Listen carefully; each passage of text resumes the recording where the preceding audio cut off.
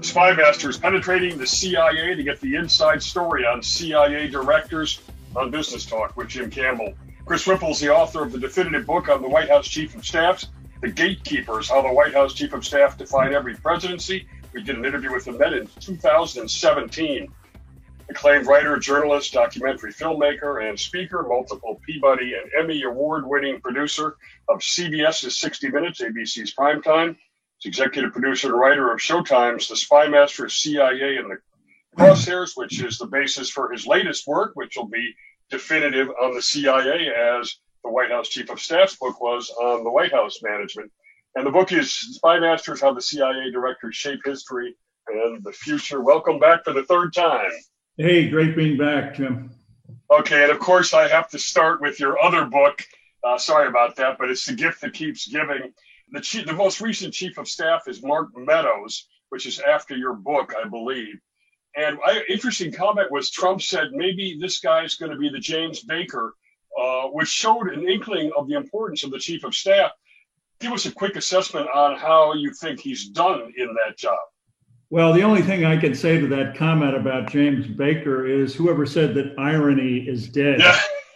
Because this guy is the farthest thing from Jim Baker you could possibly imagine. And the problem is Trump has decided to be Trump, no matter his chief. And that job has essentially been redefined out of existence.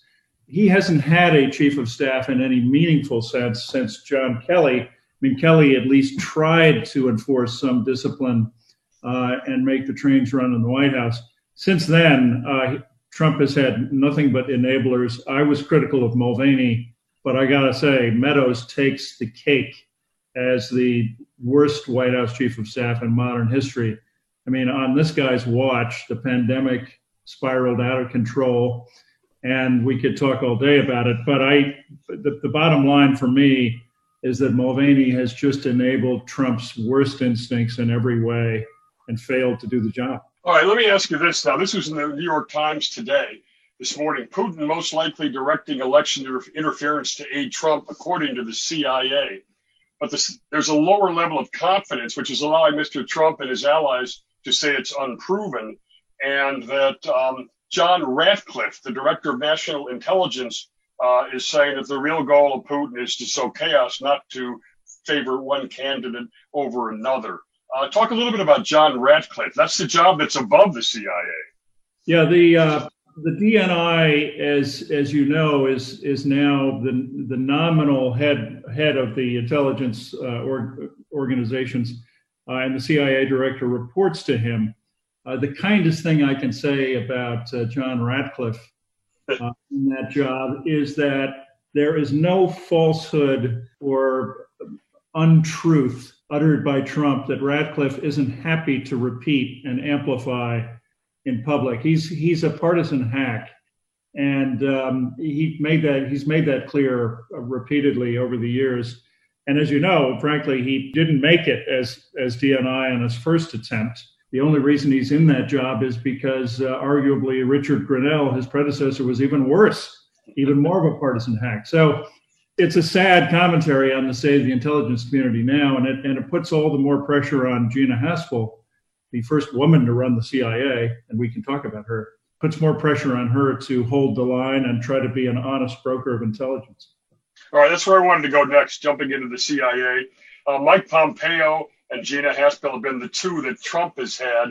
Gina Haspel was involved in the EIT stuff. She ran the Thailand black sites. What do you think of them and their effectiveness in those jobs? Well, let me begin by saying, since I started out by trashing Mark Meadows and John Ratcliffe, let me say, in fairness to Trump, that this is not the first president who's come along convinced that the CIA was a deep state full of enemies hell-bent on bringing him down.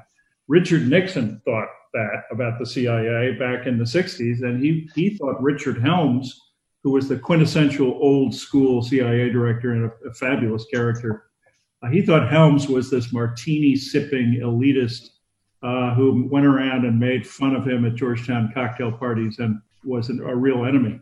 Nixon was wrong. Trump is wrong. There is no quote unquote deep state.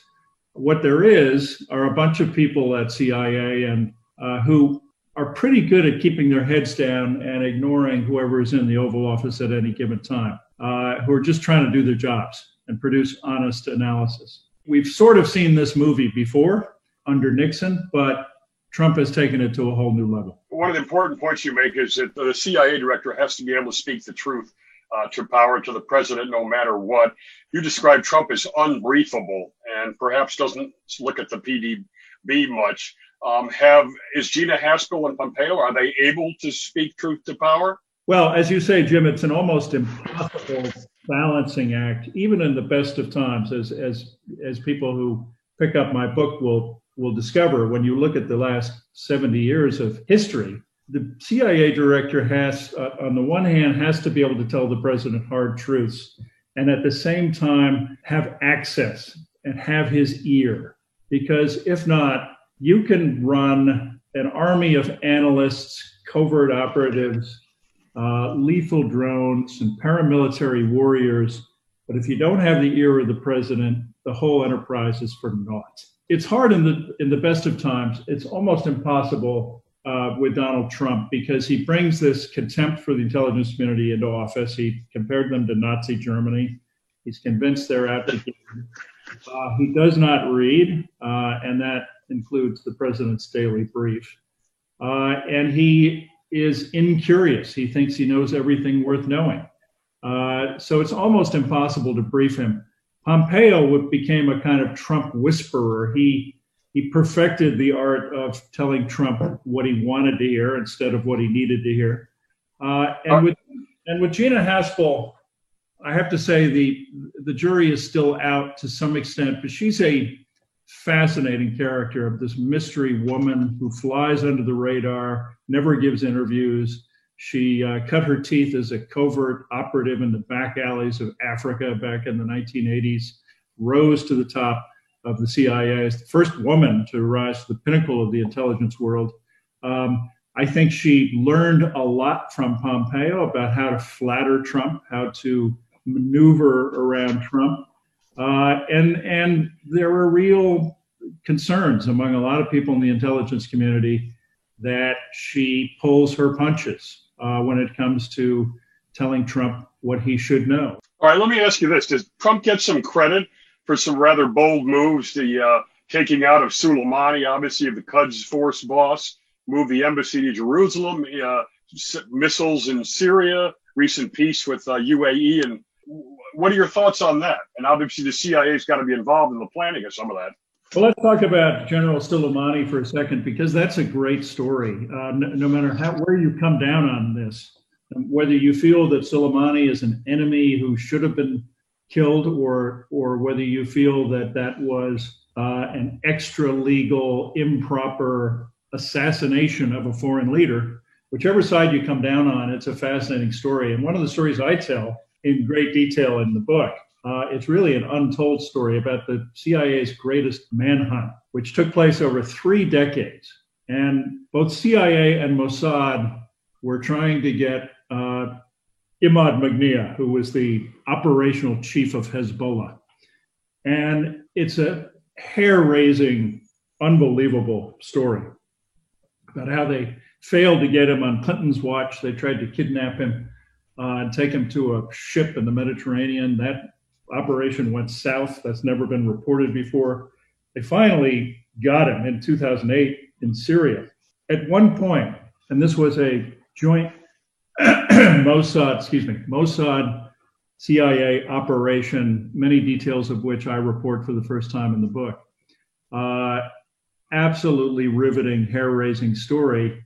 And at one point, as they were surveilling Imad Magnia, the head of the operations for Hezbollah, before they pulled the trigger, another guy walked into the shot, and he was leaning on Magnia's SUV and talking with him, and they realized it was, guess who? General Soleimani, the Iranian general, and they decided not to pull the trigger. They didn't have authority to kill him. This was outside their jurisdiction, and Soleimani went on to wreak havoc for another 10 years. So it's a great story. I hope everybody will pick up the book and read it. One of the controversies about Gina Haspel is that traditionally the CIA director is the so-called honest broker of intelligence who never weighs in on policy. This goes all the way back to Richard Helms, the character I mentioned before, who's a terrific story in his own right, CIA director to LBJ and Nixon. And reportedly, Haspel was very gung-ho about taking out General Soleimani. Now, as I say, you can argue the merits one way or the other, but traditionally the CIA director presents the options objectively and then steps out of the room before policy is decided. And so she's been criticized for that. All right, we'll be right back with Chris. We'll ask him who the gold standard has been for the CIA director portfolio. If you're trying to quit drinking or doing too many drugs, listen to me. You don't know me and we'll never meet. I had a problem like you once. I drank and used to party a little too much till it got out of control and almost ruined my life. I realized I needed help to fix my problem before it totally destroyed me. If you've tried to fix your drinking and drug problem and you know you can't do it alone, you need to call the National Treatment Advisors. They'll immerse you into a 30-day program to replace your old habits with new habits and totally change your life. And if you have PPO private health insurance, the entire program may be covered. Fix your problem right now before it gets any worse. Get clean. Call now and learn more. 800-296-0906. 800-296-0906. 800-296-0906. We're back with Chris Whipple, author of a new book on the CIA directors. And as with the Chief of Staff's book, who did you estimate or come up with is the gold standard going back to, I guess, 1947 when it was formed? Well, it's interesting, Jim, because there's no graduate school for CIA directors. There's no magic formula. There's nothing that says that insiders are better than outsiders or vice versa. There have been great CIA directors who rose from the ranks. There have been terrible CIA directors who did the same. It's hard to choose, but I would say that Dick Helms, of course, I've mentioned before, he's a fascinating character, old school. Bob Gates compared him to James Bond, dry martini in one hand, cigarette in the other, and he could walk into the Oval Office and tell LBJ what he didn't want to hear. Not an easy task. Bob Gates is an insider who rose from the ranks as this suffer no fools analyst. He was very capable as CIA director. But here's a spoiler alert for people who have read The Gatekeepers, and that is some of the attributes that make great White House chiefs also serve CIA directors well. And it's no coincidence, in my opinion, that Leon Panetta was the gold standard in both jobs. Yeah. Now, I've said, and a lot of people would say Jim Baker might have been the best White House chief of staff, but Panetta was right up there. And he was right up there as CIA director, too. It didn't hurt that he had the Osama bin Laden operation on his watch. But what made him good was that he knew his way around. He knew Capitol Hill like the back of his hand. He knew the White House. He had a good relationship with the president. Nobody was more effective in the corridor to power. But at the end of the day, Panetta is a guy and was a guy who was grounded, comfortable in his own skin, confident, and he could walk into the Oval and he could tell Barack Obama hard truths. And that's something you want in a chief of staff and a CIA director. Least effective CIA director. Everything depends on the relationship. I can't overstate that enough. If, as Bob Gates put it, you can, if you have one customer and one client, and if you can't get that right, you're screwed. There were plenty of CIA directors who were screwed when it came to dealing with the White House. One of them was Jim Woolsey. Yeah. An interesting guy, brilliant guy, technocrat.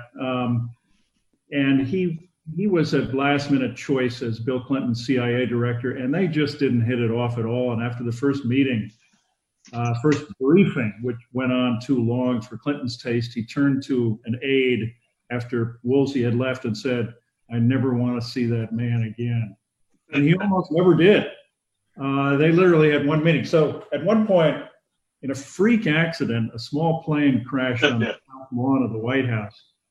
And sadly, killing the pilot, but it was a freak accident. And Woolsey told the press corps, he joked with them, "That was me trying to get an appointment with Clinton." So let me ask you. We got to talk about this guy now. I don't know if you call him the most powerful, but you couldn't even understand what he said. But William Casey, talk about him. Bill Casey, incredible character. You couldn't make this guy up. He was John le Carré couldn't have dreamed him up. He was brilliant. He'd come out of the OSS.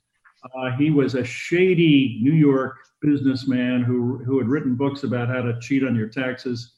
But he was the ultimate Cold Warrior for Reagan. The trouble was nobody could understand a word he said. They called him Mumbles, and he would often, people who went and had breakfast with him up in his office would report back that he used his tie as a napkin. Which didn't endear him to Nancy Reagan, who preferred her CIA directors buttoned up and well dressed and all the rest.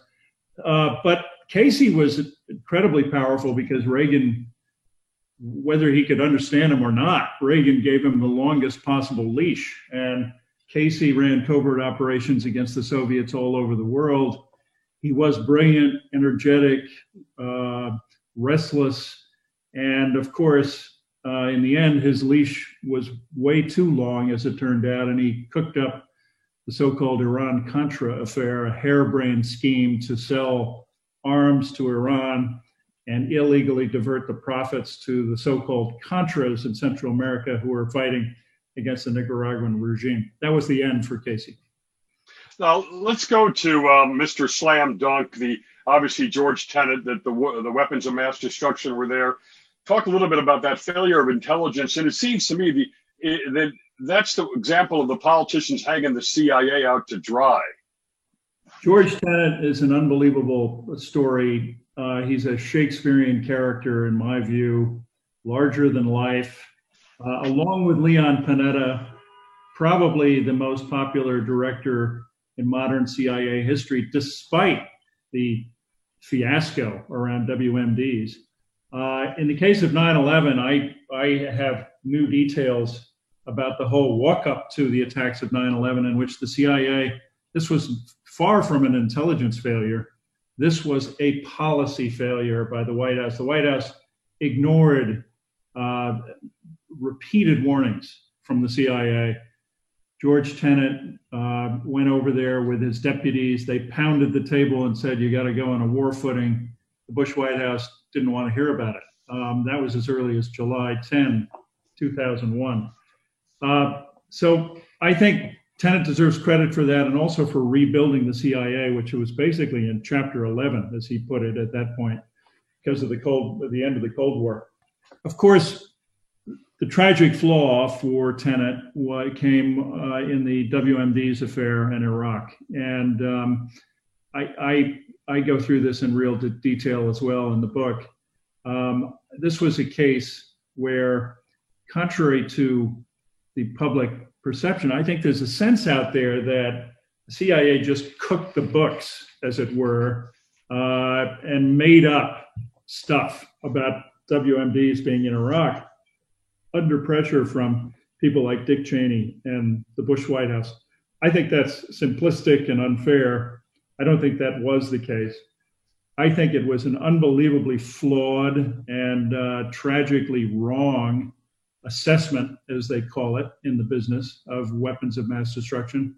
But I think Tenet believed it. I don't think that they cooked it up. And I asked him that point blank, and he practically jumped out of his chair. It's a rare interview that I had with Tenet that went on for 5 hours, and I had multiple follow-ups with him. And I think you say that basically Cheney lied to him. Well, Cheney insisted that there was a connection, and he kept saying so publicly, Cheney did, that there was a connection between Al-Qaeda and Iraq, that they were somehow complicit in the attacks of 9/11. And Tenet, to his credit, kept shooting that down, kept saying, no, that's not the case. We don't agree. There is no persuasive intelligence that they were operating together. That was the big rift between Tenet and Cheney. All right, you listen to Business Talk with Jim Campbell. Back with our third segment, look at some of the successes and failures of the covert ops. Would you like to host your own radio program or podcast? Park City Productions 06604 is a Bridgeport, Connecticut-based radio broadcast solutions company. Follow us on Instagram, like us on Facebook, and subscribe to our YouTube channel. That's Park City Productions 06604. Call us at 203-522-8801. The Spy Masters, How the CIA Directors Shape History and the Future by Chris Whipple. He's our guest. Let me ask you this question first on the directors again. There were some outsiders like James Schlesinger, Stansfield Turner under Carter, and George H.W. Bush, who replaced 11 of 14 leaders, which you would think would really shook up the place. How do you compare the failures and successes of the outsiders? Well, interesting, because the guys you just cited, very different experiences. James Schlesinger and Stansfield Turner had real problems at CIA. George H.W. Bush was a tremendous success as CIA director, despite the fact that he was convinced it would be the end of his political career, going to CIA. Well, that turned out a little differently. James Schlesinger was a real disaster. He was sent in by Nixon as a hatchet man to basically just to clean the place out, get rid of all the pointy-headed liberals who hated Nixon. And Schlesinger wound up firing about almost 1,000 covert operatives. Stansfield Turner, so he became extremely unpopular and only lasted about 8 months, as I recall. Stansfield Turner came in, and on paper, he seemed like a terrific choice. 4-star Navy admiral, had gone to school with Carter at Annapolis, had outranked Carter, Rhodes Scholar. He had it all, except he did not in the end, have a very good relationship with Carter, and he was outfoxed at every turn by crafty Zbigniew Brzezinski, the national security advisor. So those guys and of course, on Turner's watch, we had one of the greatest intelligence failures in American history, the CIA's complete inability to foresee the fall of the Shah of Iran, and we're suffering the consequences to this day. What about David Petraeus now, before his fall? David Petraeus, again, was a guy who, on paper, had it all and wanted to be CIA director very much. And I tell the story about how Bob Yates, who was then defense secretary, flew out to Afghanistan to break the news to him that he would not be chairman of the Joint Chiefs, which was his first choice, and said, "Is there anything else you want to do?" And Petraeus said, "Yeah, I'd kind of like to have your old job." And Gates said, "What's that?" He said, "CIA director." Well, Petraeus became CIA director under Obama, and there was a real clash of cultures, which often happens when military people come in to run a civilian agency like the CIA. One wag referred to it as 4-star general disease. The trouble was that Petraeus was accustomed to having a personal staff of something like 50 people catering to his every whim. And the CIA culture was very different. And so that chafed when he was at CIA. And he finally was getting past that. and adjusting to his new world at CIA, when, of course, he was caught up in the affair with Paula Broadwell, sharing classified information with her, and that was the abrupt end of his tenure at CIA. Interesting story on Paula. I was interviewing her live, and I asked her, could she get Petraeus to sign their book, which was on the education of David Petraeus, and she said yes. We close the show, we go off the air, and in under 5 minutes, she said he's happy to sign it. He's really excited. Obviously, they had they were close. The CIA's biggest intel success in your mind, obviously Osama bin Laden is up there, but do you have one or two that you would cite?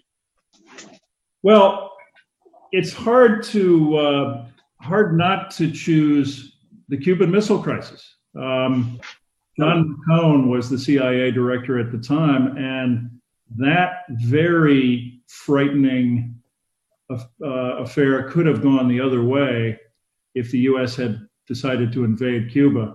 McCone ultimately advised against it. Kennedy was under a lot of pressure to do it. And McCone also he was equipped with not only photographs of missiles from the U-2 spy planes, but also some purloined manuals of Russian missiles that he'd gotten from a Soviet defector. So it was a real success story, I think, for the CIA.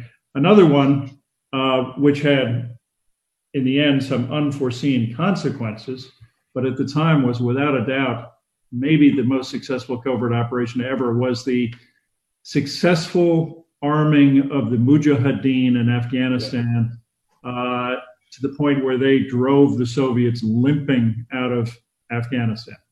That was a tremendous success. And of course, it's been written about in Charlie Wilson's War and in that movie and everything else. Of course, the unforeseen consequence in the end was that a lot of those Mujahideen surfaced a few years later as members of Al-Qaeda. So there's always a downside to covert operations. And a lot of the best CIA directors always approach covert ops with a really healthy dose of skepticism.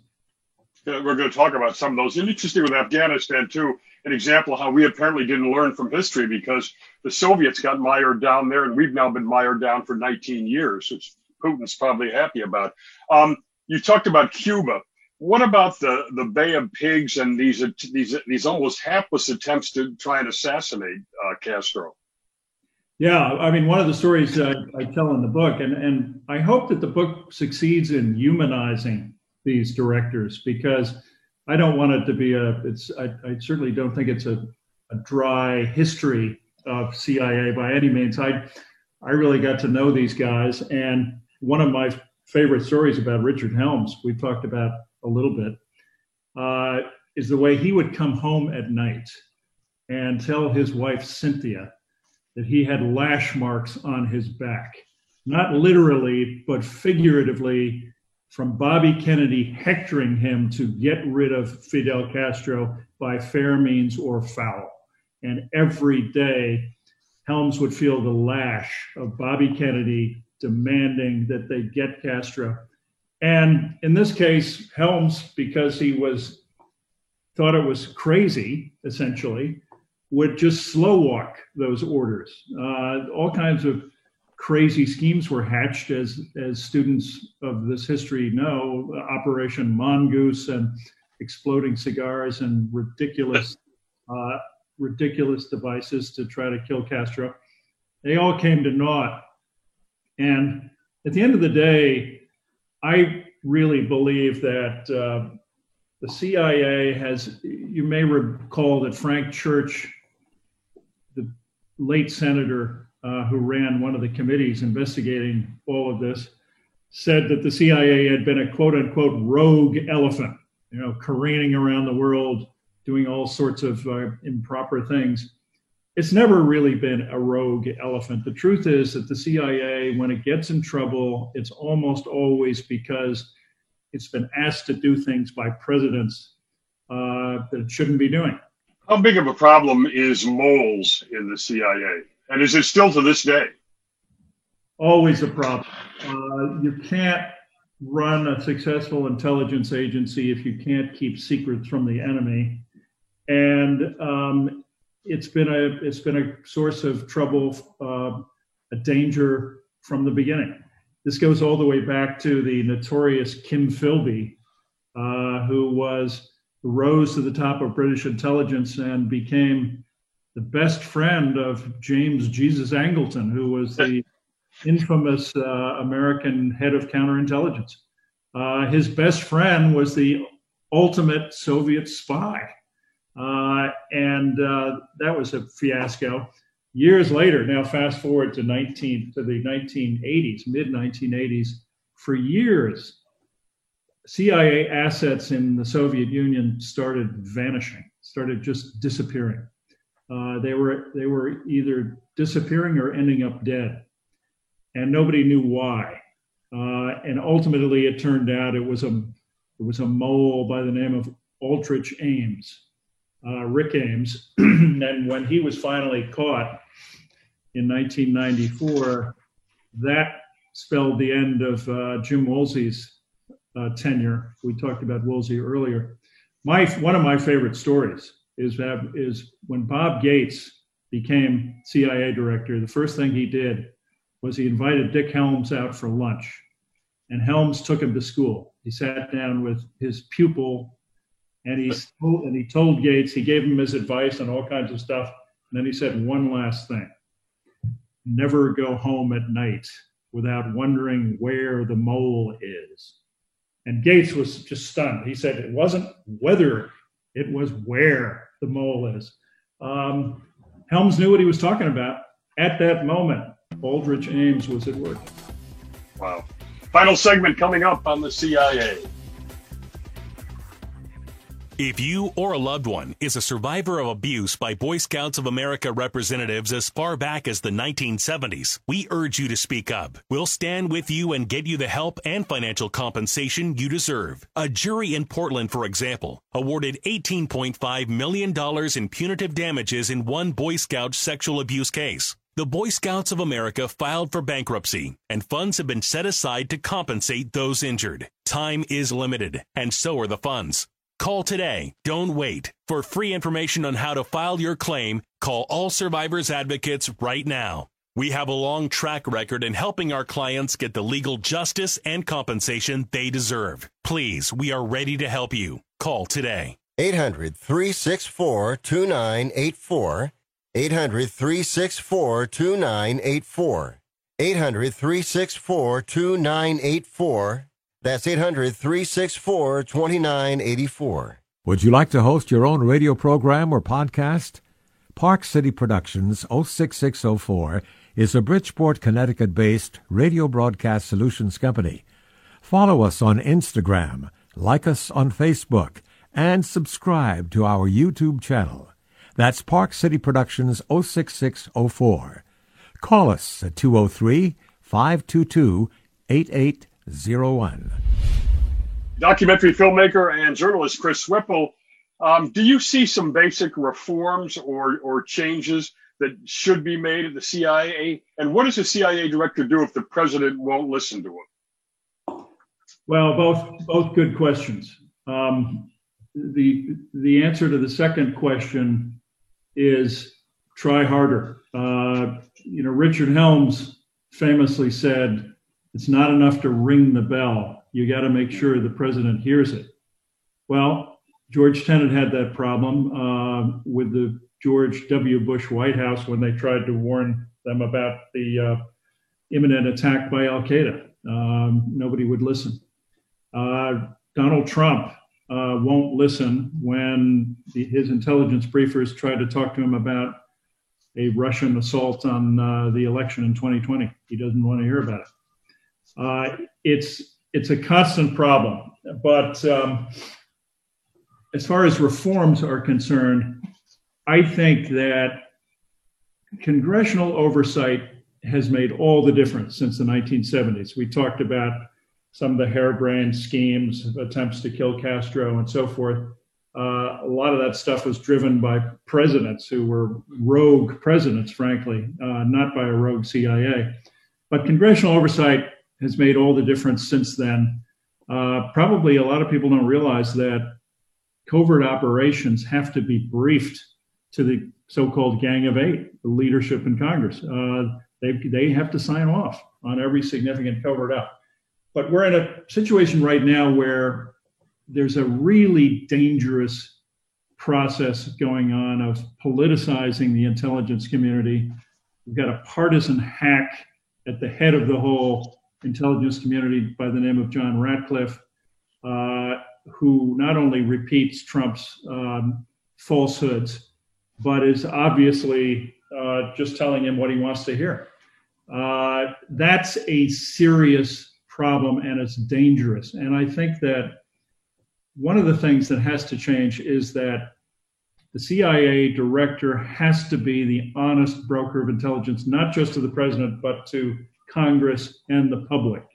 The recent cancellation of the worldwide threat assessment, which has been happening for years on a regular basis, is a real problem. I think it should be, I think Congress should require it. I think that it's just essential that intelligence be briefed to the public as well as to the president, so that it's not politicized in private. The funny thing is it's at their own peril. By not listening, Trump may lose the election because of the pandemic. What about this issue of operationalizing the CIA? Both in Iran-Contra, we saw it, but now they do a lot of drone paramilitary work. Is that something they should be doing, or only as a last resort? And the mission between intelligence and covert spy stuff. Yeah, there's been a tension about this for years and years and years, of almost a kind of a battle for the soul of the CIA. When David Petraeus was about to become CIA director, General Michael Hayden, one of his predecessors, took him aside and said, "David, the CIA has never been more like the OSS than it is right now. It's become a paramilitary killing machine, and it's gotten away from its original mission, which is intelligence gathering."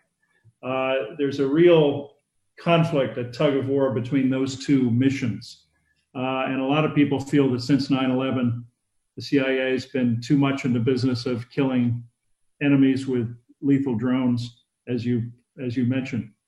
So that's an ongoing discussion, and it's an irony that under Barack Obama, the constitutional law professor and Nobel Prize winner, there was a dramatic escalation in drone warfare, even though Obama contended that he was trying to reduce it and move it out of the CIA and back into the military.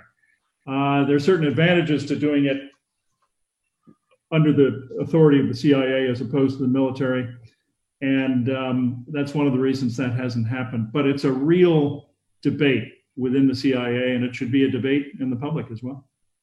Now, I guess there are 17 intelligence agencies. Is the role of the DNI and placed above the CIA? Is that a good deal? Is it working? Well, it's funny you should ask that, because at my launch party, which was a Zoom party, I was lucky enough to have a couple of guys show up named John Brennan and James Clapper. And I was asked this question, and I started to talk about the difficulties of the DNI and CIA director setup. And they both pounced on me, Brennan and Clapper, and argued that Brennan argued that he could never have run the CIA. It was a 24/7 job without somebody like James Clapper as DNI to take care of the other agencies. And so I will concede to those guys that when you have the right people in those jobs, that works. All too often, we've had the wrong people in those jobs. And at the moment, we've got one of the worst possible people in the DNI's job in the form of John Ratcliffe, who is a partisan zealot. What are you going to do next? Are you going to do another one of these? Because I think the NSC advisors would be a good one. Well, you know what they say in the intelligence community, Jim. I could tell you, but You'd have to kill me. anyway, I am working on another project, and I hope you'll have me back. I can't talk about it too much right now. Is it in a similar type vein? It's in this. It's in this wheelhouse. Let's Okay. put it that way. You're going to have a lot of definitive books by the time you're done. I'm going to see if my prediction was right or makes sense or not. But thanks to Chris. The book is The Spy Masters: How the CIA Directors Shape History and the Future. My sister just bought it yesterday. This has been Business Talk with Jim Campbell. You can pre-order my upcoming book on Amazon, Madoff Talks, Uncovering the Truth Behind the Most Notorious Ponzi Scheme in History. It'll be out April 27th. Chris's book is out right now, having a big impact. The Spy Masters: How the CIA Directors Shape the Future, Shape History and the Future. Thanks to Chris, as always. We love having him. Always goes quickly. Enjoy it. Thanks to our national audience. We'll see everybody on the next edition of Business Talk with Jim Campbell.